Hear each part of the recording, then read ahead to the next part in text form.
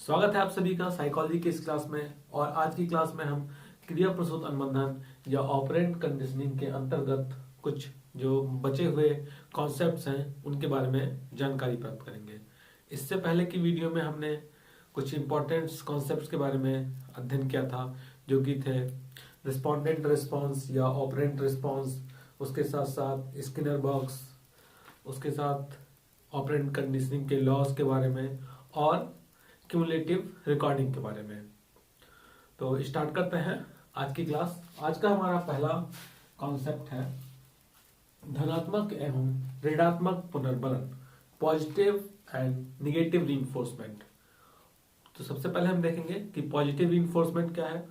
Positive reinforcement वैसे reinforcement को कहा जाता है जिसे अनुक्रिया होने के बाद यदि उपस्थित किया जाता है तो उस अनुक्रिया के दोबारा होने के चांसेस बढ़ जाते हैं। जैसे यदि एक बच्चा है, वह अपनी क्लास में टॉप करता है तो उसको उसके टीचर्स के द्वारा पुरस्कार मिलता है, साथ साथ शाबाशी मिलती है, उसके फ्रेंड्स उसको शाबाशी देते हैं। इसके साथ साथ जब वह घर आता है तो उसके पेरेंट्स भी उसको मनचाही वस्तु लाकर देते हैं और उसकी प्रशंसा करते हैं। तो ये जो प्रशंसा है ये क्या है, ये एक प्रकार का पॉजिटिव रीइंफोर्समेंट है, या जो प्राइज है वह एक प्रकार का पॉजिटिव रीइंफोर्समेंट है जो उस बच्चे को प्रेरित करता है कि वह दोबारा वैसी अनुक्रिया करे। ठीक, अब बात करते हैं निगेटिव रीइंफोर्समेंट की। तो निगेटिव रीइंफोर्समेंट या ऋणात्मक पुनर्बलन वैसे पुनर्बलन को कहा जाता है जिसे अनुक्रिया होने के बाद हटा लिया जाता है। पॉजिटिव रीइंफोर्समेंट में क्या है, अनुक्रिया होने के बाद उसको प्रस्तुत किया जाता है, लेकिन ऋणात्मक रीइंफोर्समेंट या निगेटिव रीइंफोर्समेंट में अनुक्रिया होने के बाद उसे उस पुनर्बलन को उस परिस्थिति से हटा लिया जाता है। फॉर एग्जाम्पल, आप बैठे मूवी देख रहे हैं या आप क्रिकेट मैच देख रहे हैं बैठकर, और साइड में मम्मी बैठी हैं, वो आवाज दे रही हैं कि बेटा पहले अपना काम कर लो, पहले कोचिंग का काम कर लो, फिर आप बैठ के देखना।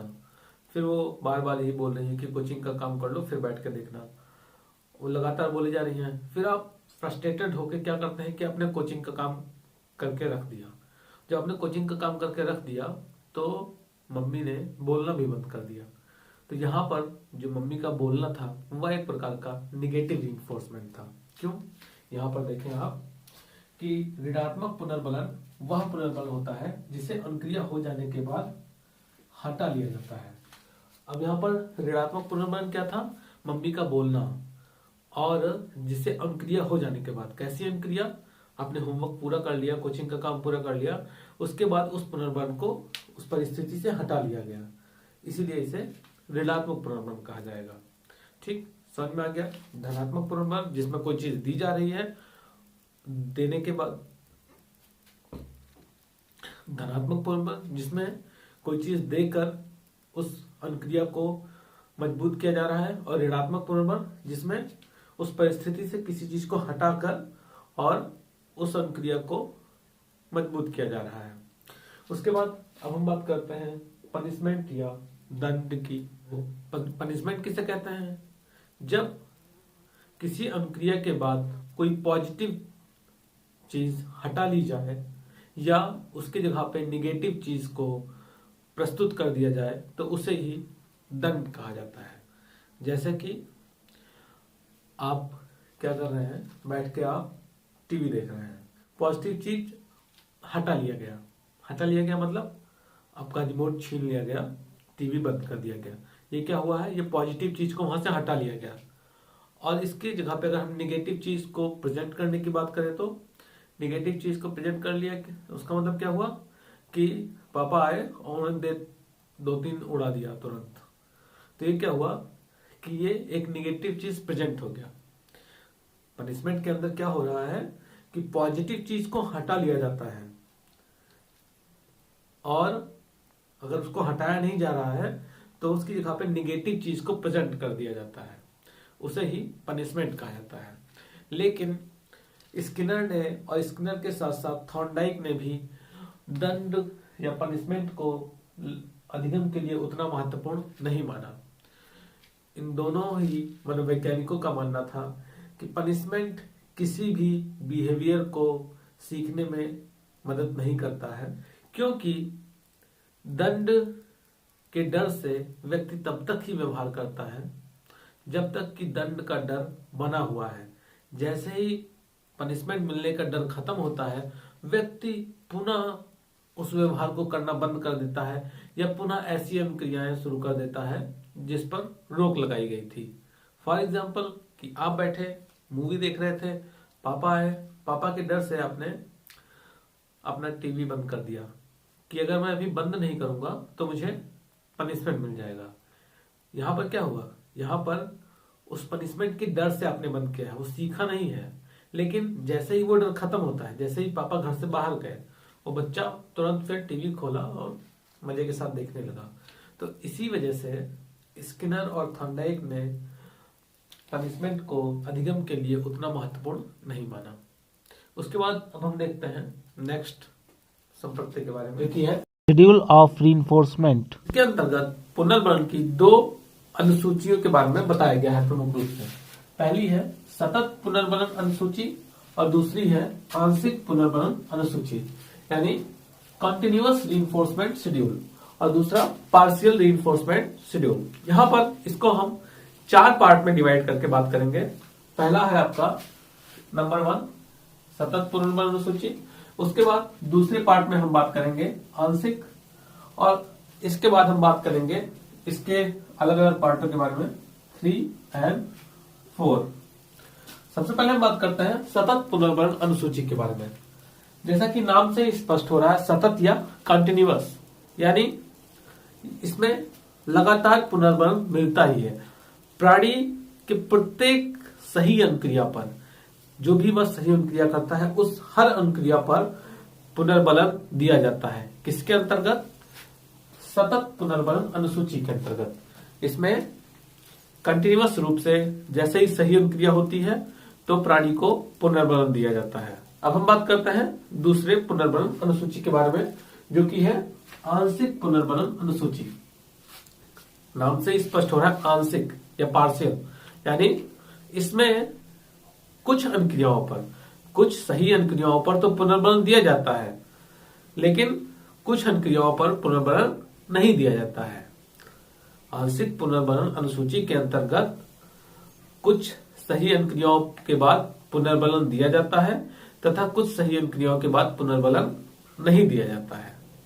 ठीक है, इसको 2 पार्ट में डिवाइड किया गया। पहला पार्ट है आपका अनुपात पुनर्बलन अनुसूची और दूसरा पार्ट है आपका अंतराल पुनर्बलन अनुसूची।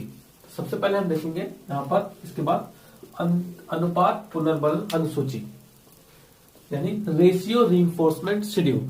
अब यहां पर एक चीज यहां पर ध्यान दें, यहां पर 2 टाइप डिवाइड किए गए।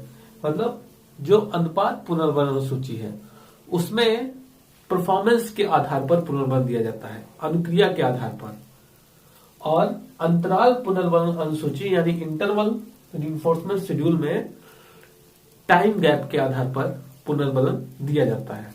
यानी जहां पर भी आप देखेंगे अनुपात पुनर्बलन अनुसूची, तो वहां पर किसके आधार पर पुनर्बलन दिया जा रहा है? अनुक्रिया के आधार पर। सही अनुक्रिया के आधार पर पुनर्बलन दिया जाता है। ठीक है, जितनी ज्यादा बार सही अनुक्रिया होगी, पुनर्बलन की मात्रा उतनी ही अधिक होगी। और जो आपका अंतराल पुनर्बलन अनुसूची है, यानी इंटरवल रीइंफोर्समेंट शेड्यूल, यहां पर टाइम के आधार पर, समय अंतराल, समय ये अंतराल है, समय अंतराल के आधार पर, टाइम इंटरवल के आधार पर पुनर्बलन दिया जाता है। समझ रहे हैं? इसके अंतर्गत जो रेशियो पुनर्बलन अनुसूची है, रेशियो रीइंफोर्समेंट शेड्यूल, उसमें अनुक्रिया की बात की जा रही है। जब भी क्वेश्चन आएगा तो आप देखेंगे उसमें कि अगर आपको ये पूछा जा रहा है कि अनुक्रिया करने के बाद, तो जहां भी अनुक्रिया आएगा आप समझ जाइएगा किसकी बात हो रही है? अनुपात पुनर्बलन अनुसूची की। और जहां भी समय अंतराल की बात की जाएगी वो संबंधित है अंतराल पुनर्बलन अनुसूची। अब हम इसके टाइप्स को देखते हैं। तो अनुपात पुनर्बलन अनुसूची को फिर से दो पार्ट में डिवाइड किया गया। निश्चित अनुपात पुनर्बलन अनुसूची यानी फिक्स रेशियो रीइंफोर्समेंट शेड्यूल, और दूसरा है परिवर्त अनुपात पुनर्बलन अनुसूची यानी वेरिएबल रेशियो रीइंफोर्समेंट शेड्यूल। अब पहले बात करते हैं निश्चित अनुपात पुनर्बलन अनुसूची। यहां पर हमने देखा कि अनुपात पुनर्बलन अनुसूची में हम अनुक्रिया की बात करते हैं कि अनुक्रिया सही अनुक्रिया के आधार पर पुनर्बल दिया जाता है, और यहां पर बात की जा रही है एक निश्चित अनुपात, यानी जब एक निश्चित अनुपात में एक निश्चित मात्रा में सही अनुक्रिया हो जाती है तो उसके बाद पुनर्बलन दिया जाता है। जैसे मान लीजिए कि क्लास में एक टीचर है और वह यह डिसाइड करता है कि जब एक बच्चा एक स्टूडेंट 10 सवाल सही लगा लेगा, 10 अनुक्रियाएं सही कर लेगा, तब मैं उसे इनाम दूंगा। और उसने फिक्स कर दिया जब तक 10 सवाल कंप्लीट नहीं होंगे सही तब तक वह उसे पुनर्बलन नहीं देगा। तो क्या है, यहां पर उसने एक फिक्स कर दिया कि 10 राइट आंसर जब वो देगा तब उसे क्या मिलेगा, रीइंफोर्समेंट मिलेगा। या वो डिसाइड कर ले कि मैं 5 सही अनुक्रिया के बाद पुनर्बलन दूंगा, या हर 2 सही अनुक्रिया के बाद पुनर्बलन दूंगा। उसके बाद हम देखते हैं परिवर्त अनुपात पुनर्बलन अनुसूची। जैसे इसमें क्या है कि टीचर ने यह फिक्स नहीं कर रखा है कि वह किस अनुक्रिया के बाद या कितनी अनुक्रिया के बाद पुनर्बलन देगा। वह कभी दूसरी ही सही अनुक्रिया के बाद रीइंफोर्समेंट दे देता है, तो कभी 10 अनुक्रियाएं हो जा रही हैं तब भी रीइंफोर्समेंट नहीं दे रहा है, 11वीं अनुक्रिया पर जाकर वो रीइंफोर्समेंट दे रहा है। फिर 11वीं के बाद उसने क्या किया, 13वीं पे ही रीइंफोर्समेंट दे दिया। फिर अगले में उसने क्या किया, 13 के बाद सीधे उसने 26 पे रीइंफोर्समेंट दे दिया। मतलब जब उसने 26 अनुक्रिया सही की तब उसको रीइंफोर्समेंट दिया गया। तो यहां पर क्या देख रहे हैं हम कि उस प्रयोगकर्ता या निर्धारित नहीं करता है कि वह किस अनुक्रिया के बाद पुनर्बलन देगा। समझ में आ गया। इसमें क्या था, फिक्स रेशियो में कि उसमें अनुक्रिया का जो अमाउंट था वो डिसाइड था कि 5 सही अनुक्रियाओं के बाद पुनर्बलन दिया जाएगा या हर 10 सही अनुक्रिया के बाद पुनर्बलन दिया जाएगा। लेकिन यहां पर वो डिसाइड नहीं है, वह प्रयोगकर्ता के मूड पर डिपेंड करता है कि वह किस अनुक्रिया के बाद पुनर्बलन दे दे, कभी दूसरे, कभी चौथे, कभी 10वें या कभी किसी और। अब हम बात करेंगे अंतराल पुनर्बलन अनुसूची के बारे में। यानी यहां पर अनुक्रिया की बात नहीं की जा रही है, यहां पर बात की जा रही है टाइम गैप की।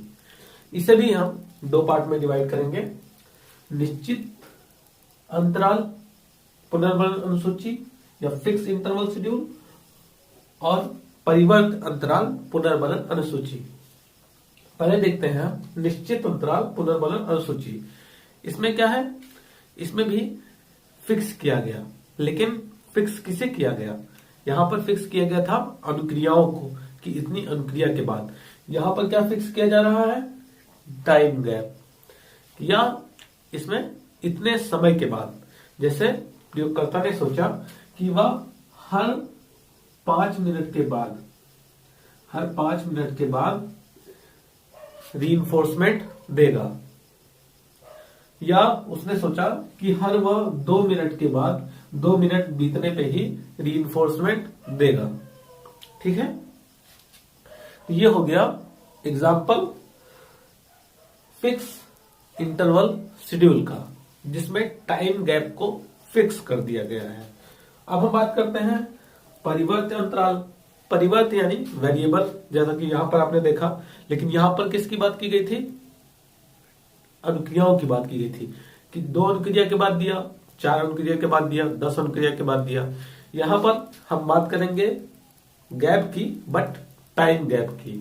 कभी वह 2 मिनट बाद ही उसको क्या कर रहा है, पुनर्बलन दे देता है, कभी 10 मिनट बीत जाते हैं उसके बाद उसको पुनर्बलन दिया जाता है, तो कभी 10 मिनट के बाद अगले बार सिर्फ 3 मिनट के गैप पे ही उसको पुनर्बलन दे दिया गया। यानी यहां पर क्या है, टाइम कोई डिसाइड नहीं है कि कितने समय अंतराल के बाद उसको पुनर्बलन दिया जाएगा, वह कभी भी पुनर्बलन दे देता है। 2 मिनट बाद भी, 5 मिनट बाद भी, 10 मिनट बाद भी। तो यहाँ से आप पुनर्बलन अनुसूची या रीइंफोर्समेंट शेड्यूल के नोट्स को स्क्रीनशॉट लेकर उसको नोट कर लीजिएगा।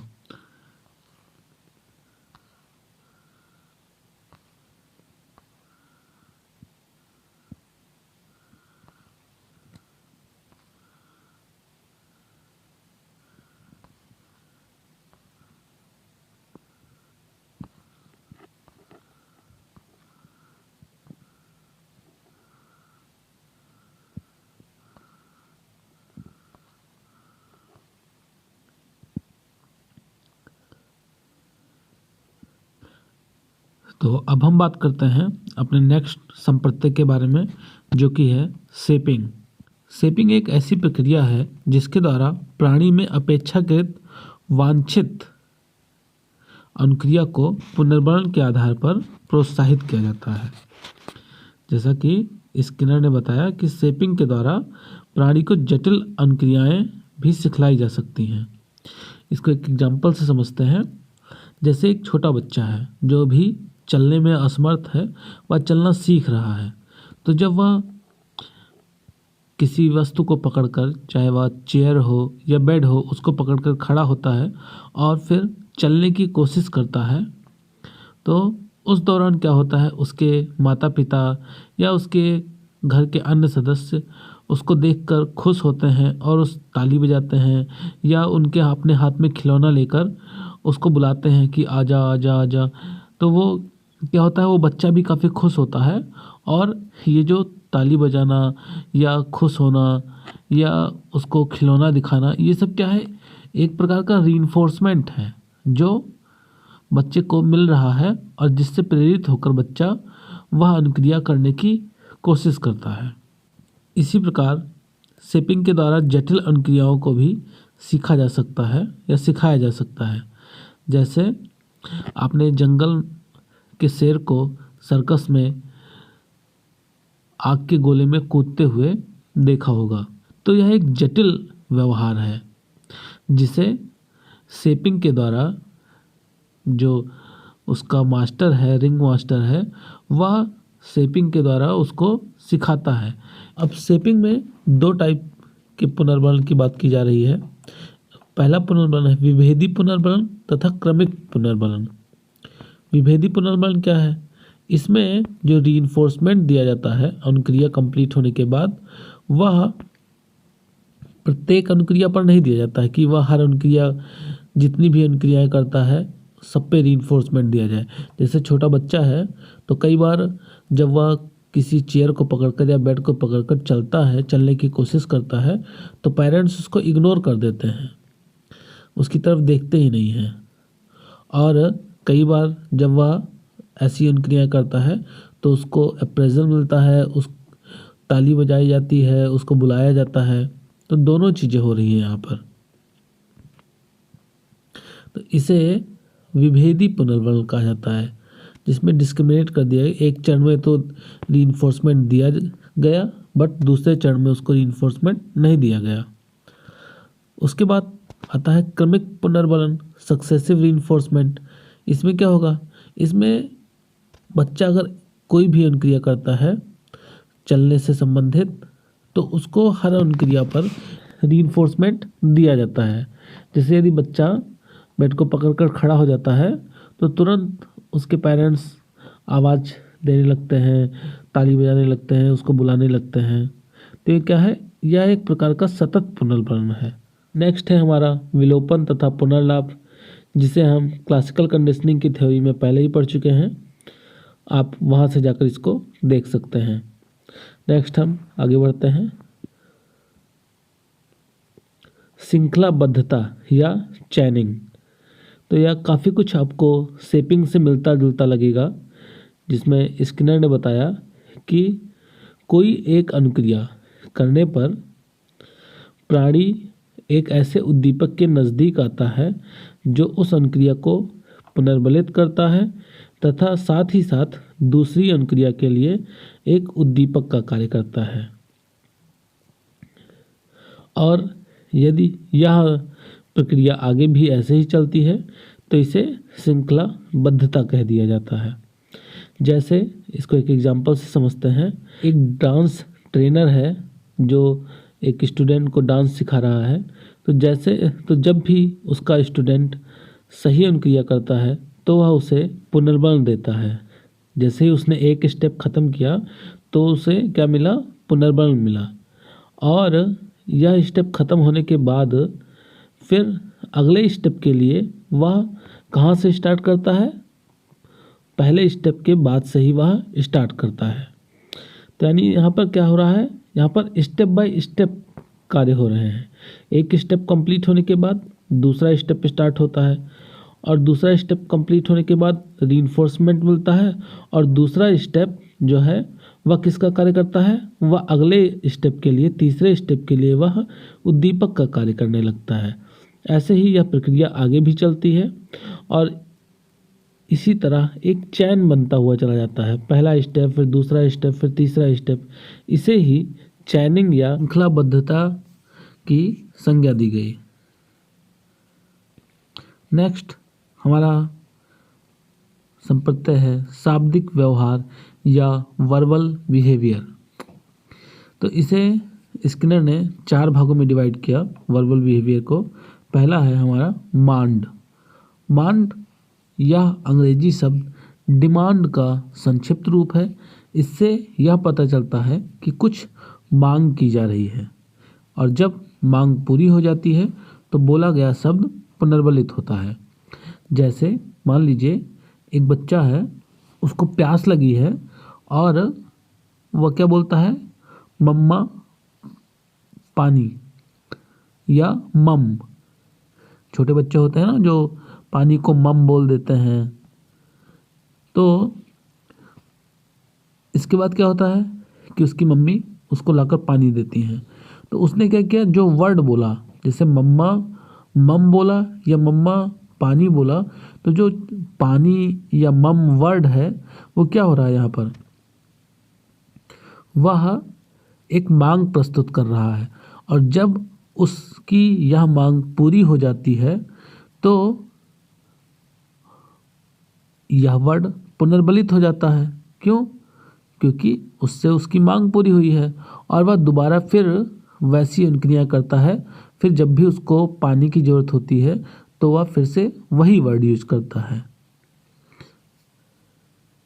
Next tact. टैक्ट क्या है?